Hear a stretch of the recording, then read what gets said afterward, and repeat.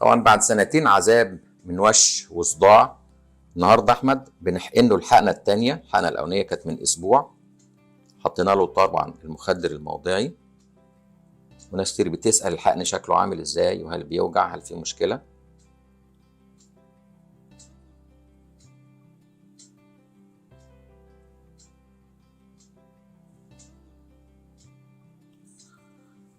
خلصنا الحقن، ايه رايك يا احمد؟ الحمد لله رب العالمين. قول لي اخبارك ايه؟ حسيت بوجع؟ لا. في اي حاجه حسيت بيها؟ لا. يلا قوم، هتقوم تروح على طول دلوقتي. الحمد لله على سلامتك. الله يسلمك. طبعا الحقن زي ما بنقول بنعمل يعني بنج موضعي بسيط جدا، وبعد كده بنحقن، ما بتاخدش 3 4 ثواني، والعين زي ما انتم شايفين قاعد وهيقوم يروح على طول. الحمد لله على سلامتك يا احمد. الله يسلمك يا دكتور. السلام عليكم من مركز جراحات الشخير، وبفضل ربنا علينا زي ما بنقول من نجاح لنجاح. النهارده معانا احمد، الحقيقه كان جاي لي من اسبوع منهار بسبب وش وبسبب طنين وبسبب صداع. احكي لي يا احمد كده، انت كام سنه تعبان؟ وقول لي كان شكلك عامل ازاي؟ انا كان ليا سنتين بعاني من طنين ووش صفار على طول باستمرار ما توقفش. رحت كل الدكاتره بجد ما عملوش معايا نتيجه غير لما جيت هنا يا دكتور. ايه الاخبار بقى؟ قول لي يعني الوش والتعب وصل معاك لدرجه ايه؟ والله انا بالنسبه لي انا من السما للارض فرق لا انا كتير. بتكلم على قبل ما نحقن الحقنه الاولانيه اللي من اسبوع. قول لي كنت تعبان لدرجه ايه؟ التعب كان عامل ازاي؟ حياتك كانت ماشيه ازاي؟ كان في يأس، كنت بتمنى الموت للدرجه دي يا احمد؟ والله بجد كنت بتمنى الموت. ليه؟ ما كنتش شايف عيالي، كنت اسمع صوت العيل كده اتنرفز وصفار على طول باستمرار، اخبط راسي في الحيط. عملت حجامه 6 مرات مفيش فايده. كل دكتور يقول لك روح على مخ واعصاب، اعمل حجامه، اقلم حياتك على كده، لحد ما ربنا الحمد لله ربنا سخرك ليا يا دكتور. الحمد لله. انت جيت لي من اسبوع وعملنا اول حقنه والنهارده الثانيه. قول لي كده، بحقيقه احنا عاده بعد اول حقنه ما بسالش العيان اخباره ايه، ولكن في عيانين بيتحسنوا الحقيقه. لكن احمد انت قول لي كده، بعد الحقنه الاولانيه ايه اللي اتغير فيك؟ او ايه اللي اتحسن وايه اللي لسه موجود؟ انا اتحسن يعني الحمد لله الحمد لله. هي الوشه زي ما هي بس حاجه بسيطه. بالنسبه لي انا في التعب اللي انا كنت فيه من السما للارض. صداع مشي. الدوخه جاتني مره واحده. ماشي. بقيت اركز في شغلي. يعني ابتديت تشتغل تاني؟ رجعت الشغل. ليا 3 ايام بشتغل. والله؟ والله. بتشتغل ايه؟ انا بصلح فران. بتصلح فران؟ انت منين يعني اساسا؟ انا اساسا من قطور. منين؟ من قطور طنطا غربيه.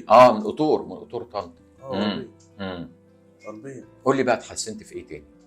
الدوخه جاتني مره واحده. كويس. كانت دي في اليوم ممكن تجيني مرتين.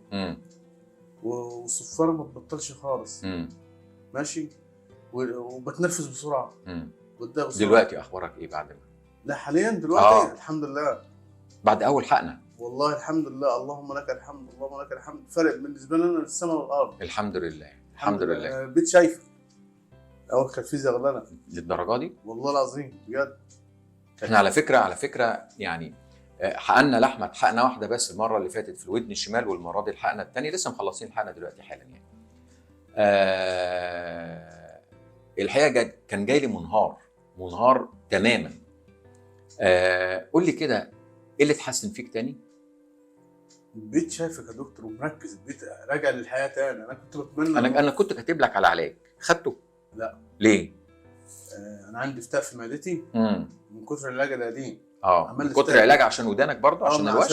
عشان الوش. عمل لك مشكله في معدتك؟ عمل لي فتاء في الحجاب الحاجز. للدرجه دي؟ والله العظيم. ما بتاخدش اي علاج دلوقتي؟ لا دلوقتي لا، ما خدتوش. واتحسنت الحمد لله. اللهم لك الحمد. احنا لسه قدامنا كمان 3 حقنات غير بتاعه النهارده. انا كانت مراتي كانت عايزه تيجي معايا، قلت لها لا انا عارف ومركز ان انا رايح فين. كانت قلقانه عليك ان انت تيجي لوحدك؟ ياها. والله. حتى بمنة ربنا حتى دلوقتي ما جبتش التليفون معايا عشان ما ترنش عليا تدوش. والله. للدرجه دي؟ عشان كل شيء. ايوه قلقانه عليك؟ بتوه يا دكتور. بتوه والله بجد. انا ببقى قاعد مع البني ادم كده ويقعد معايا، يبقى واحد ضيف معايا. يعني انت في خلال الاسبوع ده الدنيا اتحسنت عندك؟ بالنسبه لي انا اتحسنت 50% حتى؟ بالنسبه لي انا بالنسبه السما والارض. ما تقولش 50%. الحمد لله. والله العظيم بجد يا دكتور. بجد بجد يعني. انا بس قاعد مع دكتور الحمد لله، الحمد لله على سلامتك يا حبيبي. الله يسلمك. ولسه قدامنا كمان 3 حقنات ان شاء الله، ونشوف الدنيا اخبارها ايه. ان شاء الله باذن الله كده. شوف انا على اول حاجه ربنا يجعل لنا ليك سبب يا دكتور. بالظبط كده، والله العظيم انت سبب، ربنا بعتك سبب. ربنا يكرمك. على فكره احنا برضه احنا بنأكد وبنكرر للمره المليون، وما فيش عيان ولا في حلقه بطلع فيها او حاجه او برنامج بعمله او حد بسجل معاه او بصوره الا لما باكد على حاجه، ان الحق نتيجته على حسب استجابه الود. يعني ممكن عيان احقنه يجيب نتيجه زي احمد بفضل ربنا كده، وبقول له احنا بنعمل اللي علينا وبناخد بالاسباب وربنا هو الشافي، وممكن واحد تاني نحقنه النتيجه تبقى صفر.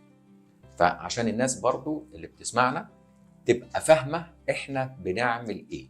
احنا بنحقن في الود، وبحقن كورتيزون في الود، مفيش يعني ملي جوه الود وملوش اي تاثير وملوش اي اعراض، ولا حد عنده سكر ولا حد عنده ضغط ولا ليه علاقه باي حاجه خالص، ولا بيأثر على حاجه خالص. لكن احنا وهذا الماده الكورتيزون دي بتدخل في الودن بيمتصها الاذن الداخليه، وبنأمل من ربنا ان هذا الامتصاص يأثر على عصب السمع، يأثر على الجهاز الاتزان، بحيث لو في اي اديمه او زي تورم او زي يعني زي ما بنقول كده ميه زياده عاده، لان هي دي النظريات بتاعت عدم الاتزان والوش والكلام ده، او مشكله في العصب السمعي، بنحاول بنعمل اللي علينا، بنبذل اقصى، بنترك كل السبل اي حاجه بتجيب نتيجه ولا 1% بنحاول ان احنا نعمل.